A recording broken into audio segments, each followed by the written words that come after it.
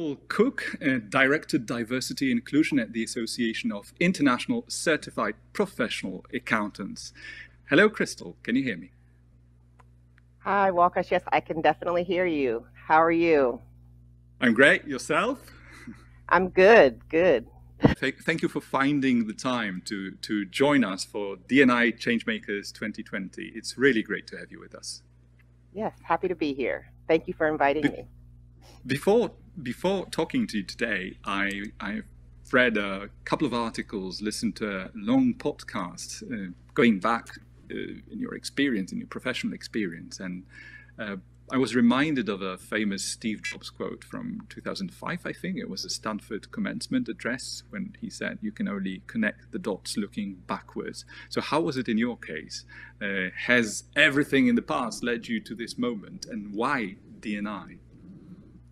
Yes, it's funny because I tell people that D&I found me. I didn't find D&I. And so I went into the accounting profession thinking I was going to be practicing accounting long term. That was going to be my path. But all along, I didn't realize that the life I was living and the situations that I were being put in were leading me to a place to where I could share my experiences and understand how to navigate those spaces of being the only one in the room. And that whether that's the only person of color, the only woman, I was put in these situations where I had to figure out how to navigate them and how to come out successful on the end and being in spite of being the minority. And so as I went through those paths, at the time, I didn't know that I was being prepared for something. And so the way life is, you don't plan your path, right?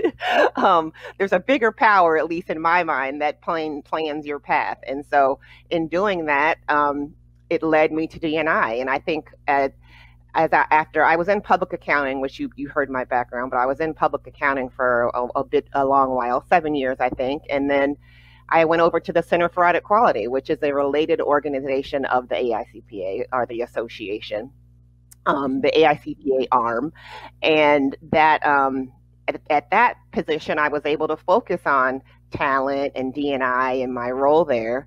And that's when I realized the passion that I had inside for it. And when this job opportunity came up, it just seemed a natural progression, since that was the piece of the work that I was most passionate about at the Center for Audit Quality. And so being able to focus on it full time to help others, to help change the profession so that I could see more people who look like me in it, that I can make them aware of the great possibilities that this career has, the benefits, the endless possibilities career-wise that come with this kind of background. I just wanted to share that and help other people of color be able to experience what I've been able to experience. Speaking of opportunities, I believe a lot of people find it difficult to imagine the actual scope of responsibilities of a D&I director in a big multinational company. People understand very clearly what it takes to be a marketing director, what it takes to be an HR director, what it takes to be a CEO or a board member. So what's the actual scope of responsibilities? How big is the job of a D&I director in a big multinational company like yours? And has it changed due to the impact of the pandemic? Yep. And so the association is a little different because we are a member serving organization. So my role is to help our member firms or member organizations incorporate D&I. And so I work externally outside of the association. I spend most of my time meeting with firms, walking them through how to incorporate D&I, sharing best practices from other firms on what they can do to make their workplaces more diverse and inclusive.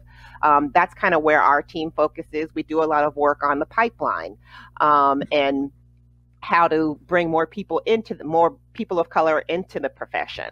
And so whether it's through students, educators, we do those kind of tasks. We also focus on women and LGBTQ and generational diversity, so young CPAs. And so we kind of focus on all that on the member side and trying to impact what is in the profession. Now, the association also has an internal D&I lead. And so that person works on the D&I inside the association and making sure that our organization is inclusive and diverse and has a wide spectrum of activities to incorporate all and make sure that all feel a sense of belonging and feel their value. And so that person and I will work collaboratively on things, because some of those things also cross over, but it's kind of we have two distinct D&I leads instead of, some people have like a chief diversity officer who does all of that. We have two people. We think we needed two people to be able to handle those roles separately. Mm-hmm. And has the job evolved, dynamically compared to traditional roles in the corporate setting or consultancy setting, for that matter? Well, I will say that I actually just started with the association in February, which was probably about 3 weeks before the pandemic hit. So, what a time to start a new job. And get yourself into a home office instantly. Exactly. So I had to learn how to navigate this really quickly. So I can't really tell you how much it's changed, because I don't know what it was like before the pandemic, really, in this role particularly. But I will say that I had all these things on my list that I was going to do, and reaching out to firms, and I wanted to make sure, how was I going to get on the ground and start, reaching people about outreach. But now everyone's coming to me. Everyone is coming to me on their own. What'd you say? Reaching out to firms these days is reaching out to people's homes, after all, isn't it? And exactly. And I think that's why it's easier too, right? And so instead of me going all over the country to meet with these firms, I can virtually meet with them. And I keep saying firms, but it's organizations too. We have state societies and things like that we work with. But there is, it's just this new interest. And maybe it's not new. It may have been there before, but at least it's a bigger priority, and people are trying to work, and it's a lot of collaboration going on. And I haven't had to do much outreach at all. People are knocking down the door saying, please help us. What do you have? Share your tools. And I'm happy to meet with whoever I can to help them in this journey to make it easy as possible for them. Crystal, the model we are going to talk about today is actually available free of charge, so everyone can access the page and read all about it. And we all know how impatient the audiences online are compared to conference centers worldwide. So, but could I ask you, nevertheless, to walk us quickly through the basics of the model itself? So can we have the presentation now? Yes, thank you very much. So I have just a couple of slides.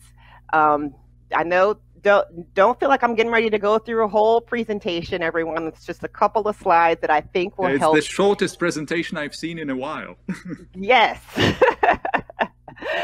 So it's a free diversity, equity, and inclusion assessment tool. We created it with this company. It's called Dynamic Benchmarking. And we use it so that organizations who are on this D&I journey can figure out where you are. I always tell people, you cannot assess yourself, or you cannot move along in this journey without figuring out where you are. There's no how are you going to know if you're being successful? How are you going to know if you're making an impact? How are you going to know if you're being effective? We can preach and say that we're going to do all these things, but if no one feels it, are you really doing anything? Accounting Inclusion Maturity Model. I have the link here, but it's also on our AICPA Diversity and Inclusion website. It has a link on our homepage. You can get to it. The assessment, it's very quick.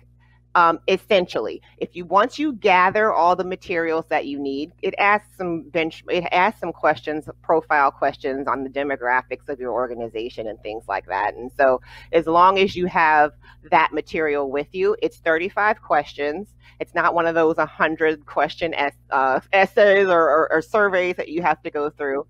And then it just asks you, these questions. It'll give you a report at the end that pops out. And it'll kind of tell you where you land. You take that report. I can give you a one-on-one consultation that walk you through your results, so you can kind of see where you are, what your next steps are. And then Crystal, essentially yes. Just a quick one. We had agreed I would be officially allowed to interrupt you from time to time. I gave him permission to interrupt me and jump in with questions. Which is a luxury I'm going to use for a while now. But who is it really for? And how is it helpful and for whom? Yep. Okay, so good question. We created this for our members, right? That was who was essentially in mind. We wanted any of our members in the accounting industry to use this tool at their organizations to be able to assess where they are in their journey. And so it was that's why it's called the accounting inclusion maturity model. Precisely. However, that's what I was going to say. Yes. The name suggests. And so, but I have. If you're not an accountant, go home. Yeah. But I think it's a great model for other industries. I really do. And I think, and I've actually I've spoken to a couple of associations that weren't just accounting.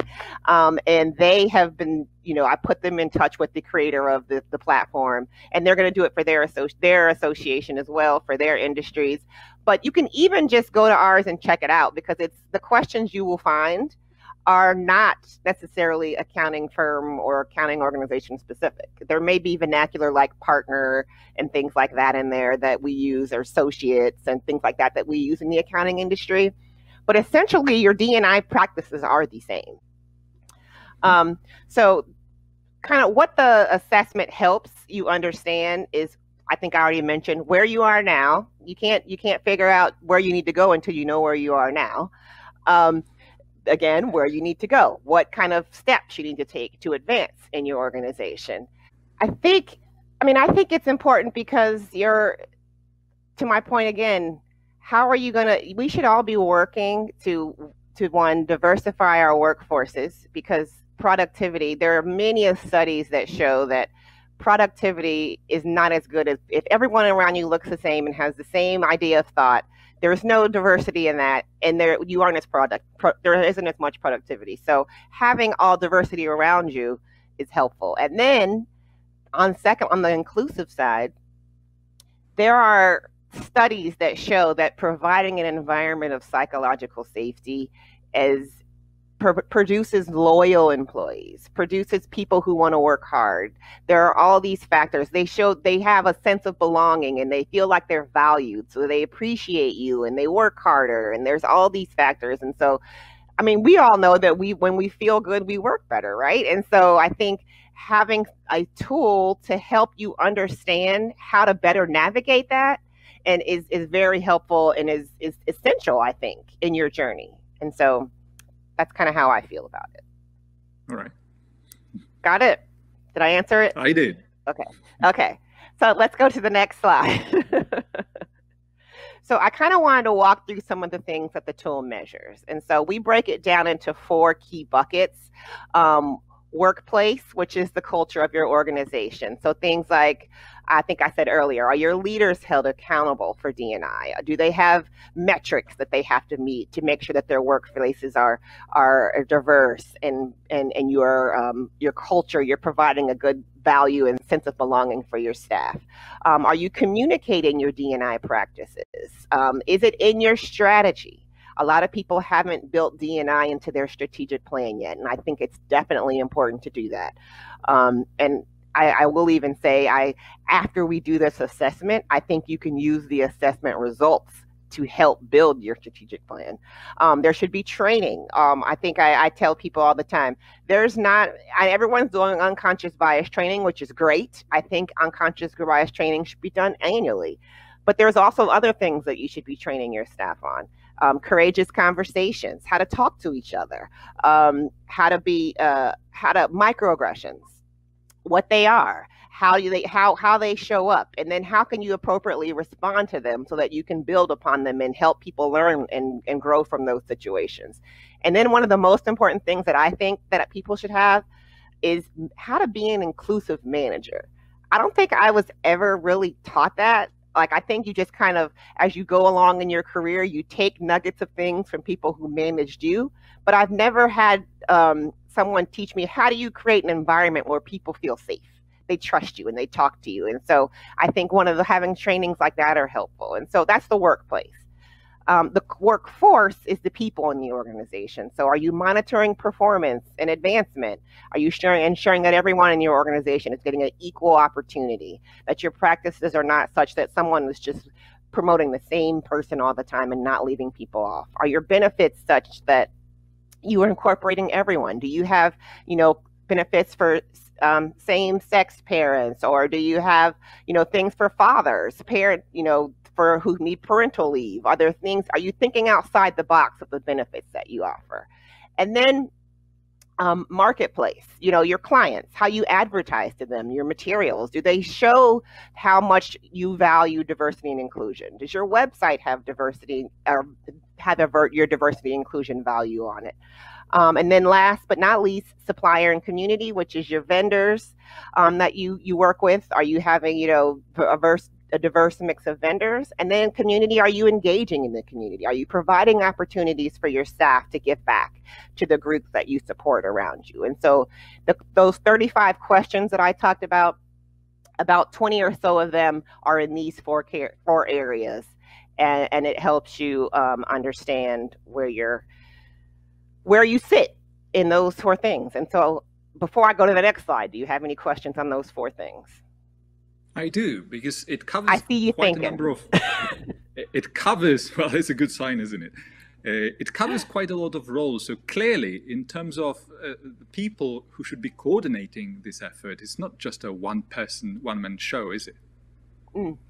No, actually, so I suggest that one person, or not, well, one set of answers go into this, the assessment. You don't need, 3 different assessments for 3 different offices. It's one assessment for your organization. However, if you have a D&I lead, that person would be great. But if you don't have a D&I lead, that's fine too. Someone in HR would work, or even if you have a leader in your organization who can work collaboratively with someone in HR. And I say HR because HR would know about the benefits. HR would know about the demographics of your organization, because they do ask some demographic questions on ethnicity as well as gender, so you can keep tracking those year over year. And then I say a leader because they need to understand what is in the strategy. How is leadership being held accountable? Like, someone lower level might not know all those nuances. So working with somebody Yep. Just a quick one, Crystal. How many companies have used this model so far? Yes. So right now we have I think the last time I checked, there was about 125 organizations so far. And we just rolled this out in late 2019. So it's been, or I should say relaunched it, because we started it out, tested it, do some things. And so we have finally got it right and rolled it out in 2019. And then less than a year. Yeah. And yeah, so I think that's great numbers. And we're on we're trying to market it and let people know it's out. People don't know it's there. So when I tell them we have a free tool, they're like, what? Okay. So I think it's been very, once people realize it's there and they use it, they find it extremely helpful. I think there's, especially now, a lot of diversity and inclusion consultants sometimes are charging a good penny for these kind of services. And so we realize that we can at least help get people started. I know this probably isn't a long-term, this can be a long-term tool that you use, but this isn't the only thing that you're going to need. You may have to decide, once you go through this, you can decide, well, do we have enough support in our resources in our organization to be able to keep this going? Do we need to hire another person? Do we need to make somebody internally a fit switch their roles to focus on this? Or do we need to hire a consultant? But at least some of the pre-work you can get through with our free tool to help you make those assessments. Speaking of what we need to have a proper D&I policy implemented in a company or an organization, is it fair to say that without an assessment tool, you cannot really say if you have a strategic approach to D&I, can you? So because I'm not going to say, I'm not going to say, okay, we're diverse. Yeah, I was going to say, I think there are people who have created strategic plans without doing an assessment. So it's possible. However, I don't think it's effective. I think you should, what I tell people who I meet with, I think this is the first step in your process, measuring yourself. Then I think the second step is actually is to communicate with your staff, right? What is they know best how effective you have been in doing this, and so they can provide your input, and it gives them a point to have input into the process, which people always feel good about being able to be a part of the process. And so you take your assessment, your input from your staff, and then you use those two tools to create your strategic plan. And I think your plan should be at least 3 years, because this is not a one and done thing. This is going to take time, and frankly, it doesn't need to ever go away. It should be something that you always look at and revisit every single year to make sure that you don't need to make tweaks and things like that. But yes, I think that is what I think the steps are and how it should work. Actually, if you can go to the next slide, I want to kind of show you some of the rankings. When you do the assessment, it'll pop out with a metric of how you rank. And so it's aspiring all the way to optimizing. And optimizing means, you know, you're at the top of your game, you get it, you have D&I figured out, you're just cruising through and you're great. And so most organizations aren't there yet, frankly. I think most people I find are in the emerging and the aspiring categories, and they're working their way up, which is fine. A lot of people are there, and I think you know where you are, you can do better, right? And so, so what our assessment currently does is you'll see your score and you'll see the median score for all the other people who have completed it. And so you have it kind of shows you, how do I stand up against everybody else who's on this same journey as me? And so I think what's eye-opening to some people is they come in here thinking, oh, we are terrible. We haven't done anything. I know we need more work to do. I'm afraid to see what we are. And they look at this and they find out, oh, I'm not as bad off as I thought. Others are also struggling a little bit. We're all kind of figuring this out together. And then some people actually realize that they are way further along than they thought they were, because everybody else is not as far as along. So it kind of helps you put things in perspective. Is there anything you would like to add to this as a closing line to the presentation? Because I was thinking about this 125 figure of the number of organizations that have used the model, and I'm thinking about the common denominator from all those studies. What is the biggest upcoming challenge for D&I? Where is the skepticism hiding? I would just say, just don't be fearful. I think just be bold, take it. I think you will find that this would be very helpful for you. And even if it's not just our assessment tool, I think doing any kind of assessment, self-assessment, I think is necessary in this process for you to be able to grow and move along and be impactful and advance D&I in your workforces. So, Crystal Cooke, Diversity Inclusion Director at AICPA. Such a pleasure to talk to you. Thank you, Crystal. Stay safe, stay healthy. Great. Thank you. You too.